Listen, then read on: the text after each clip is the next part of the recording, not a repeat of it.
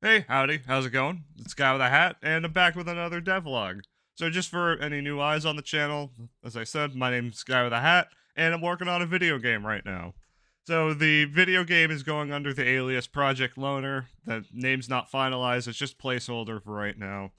It's a survival horror game akin to the likes of Resident Evil and Metro, but set in a universe similar to Stalker, although I'm more going for a universe similar to Roadside Picnic, the book that Stalker is based on.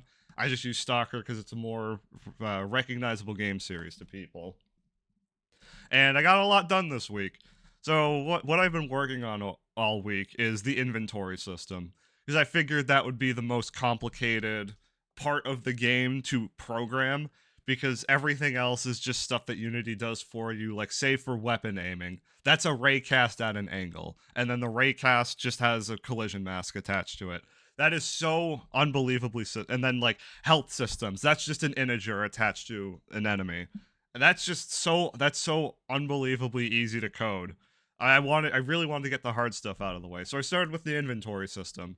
So as I said, the game's going to be inspired by like Resident Evil and Metro, at least in the resource management department. So what I'd like to do for that is borrow from Resident Evil's inventory system of the grid-based inventory system and sort of not incorporate. That's already a part of resource management. But I would like to borrow that for my game. So that's what I've been working on all week. So I can show an example of that right now. This isn't how it's going to look in the final game. You're not always going to have your inventory on your screen, but the way that it's set up like this right now is just for testing purposes.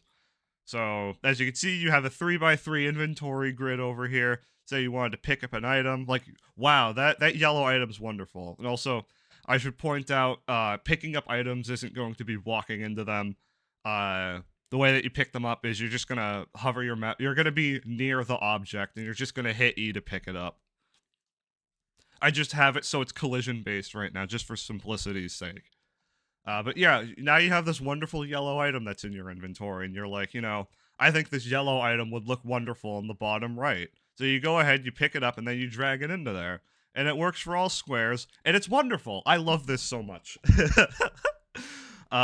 is what I've been working on over the past week, and the way that I implemented this as a system is each of these objects that you can pick up are scriptable objects, and whenever they're in an inventory slot, the each inventory this is a pretty inefficient solution to this problem, but I don't have a lot of experience with Unity at the moment.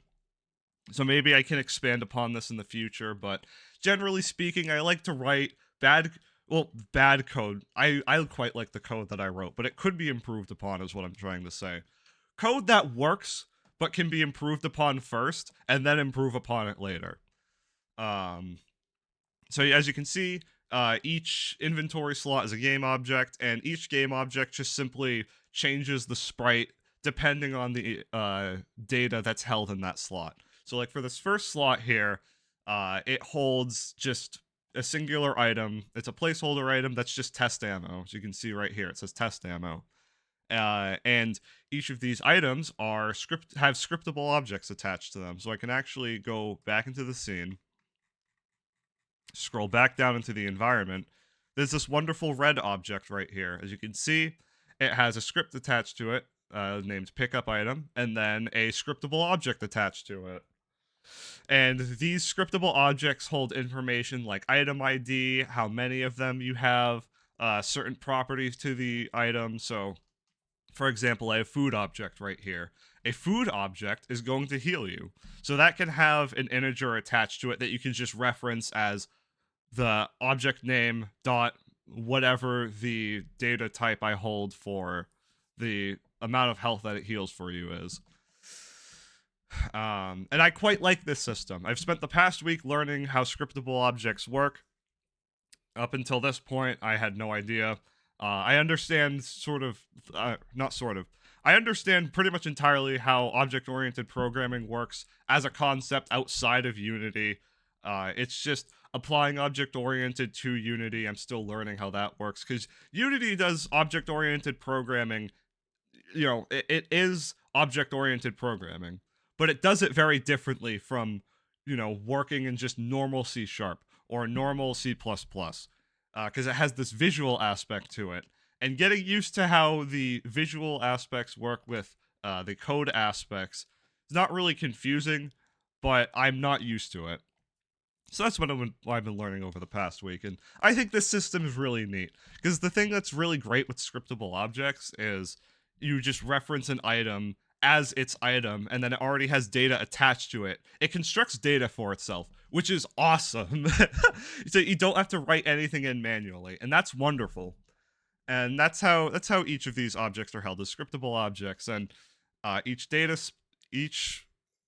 index on this inventory system holds the data of the scriptable object. So I can reference, so like say if I wanted to check if the user's able to reload or not, say I have my weapon and I hit R. R can check the array of scriptable objects in this inventory system for the correct ammo type. So let's say I have a pistol, I wanted to reload the pistol. I hit R, it checks. Each of these squares are held, they're not in an array. They're in a dictionary, and dictionaries are awesome because you can hold a key, and then that key can reference data in that dictionary, and I can just reference it directly. So I don't have to look specifically for pistol ammo. I just put in pistol ammo as a key, and it can grab the pistol ammo for every object in that, or every item in that dictionary. And it says, yep, you have a pistol ammo, you can reload, and then it subtracts the amount of pistol ammo that I have, because that's another thing each of these scriptable objects can hold, is an amount of them. So it just subtracts the amount, and then it lets me reload. And this is wonderful. I love this system so much. I'm very proud of it. And let's say, okay, there's this lovely red item here. You're like, wow, now I have this yellow and red item, and you can move them around, swap them. This is great. This works perfectly. Well, sometimes it works perfectly. I had a recording earlier where I was showcasing, like, yeah, look it, there's this wonderful stuff that you can do. But I ran into errors during runtime, and I didn't know what happened. So I can look into that today. As just like an before I start like rambling about everything that I've worked on, I'll just put it into a very consumable format.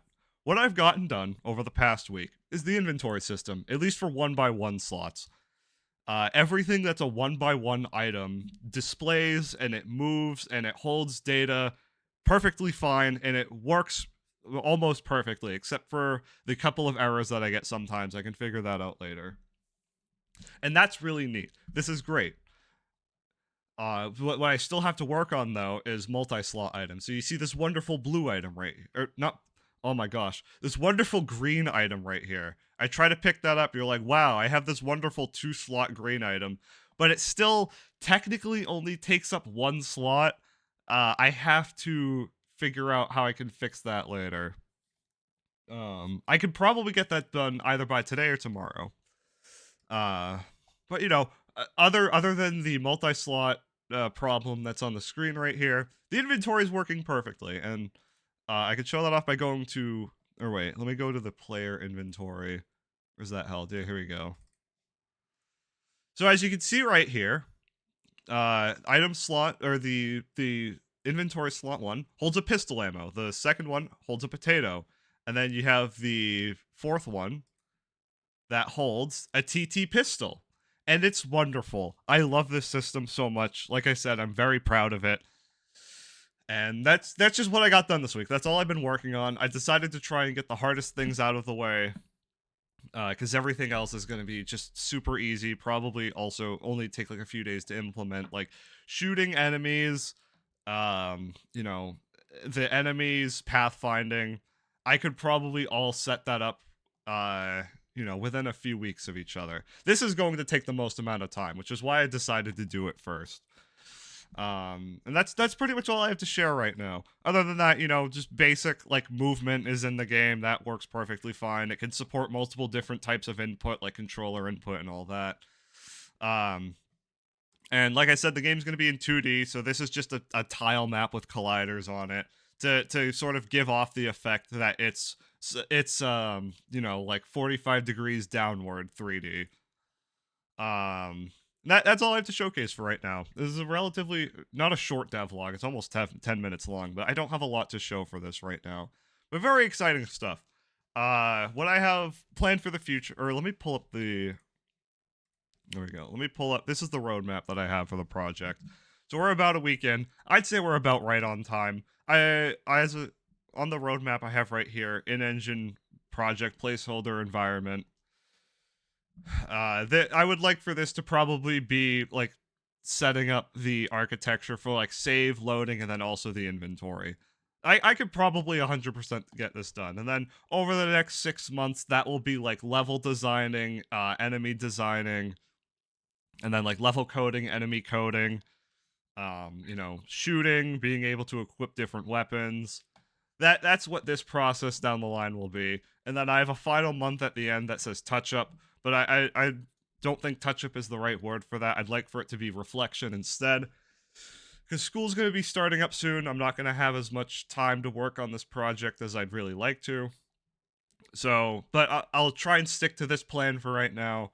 Once it gets to June, I'll sort of reflect on what I've gotten done, what might still need to get done, and I'll determine from that point on whether or not I need to keep working.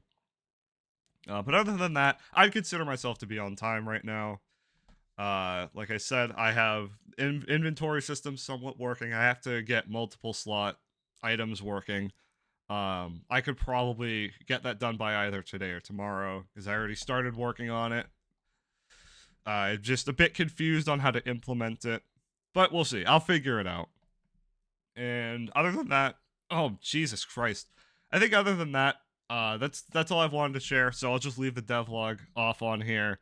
Oh, I should also mention, the streaming schedule for the future is going to be Saturdays at 8 p.m. to 12 a.m. Every weekend.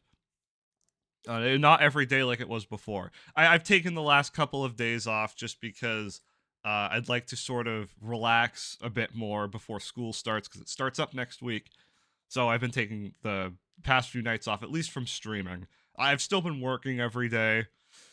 I posted on Twitter about the beginnings of the inventory system. It's changed a lot since then. Like I said, I've been working on this every day, and it's in a somewhat acceptable state. After I get multi-slot items working, the inventory system is pretty much done because I can save and load multiple different inventories of the player.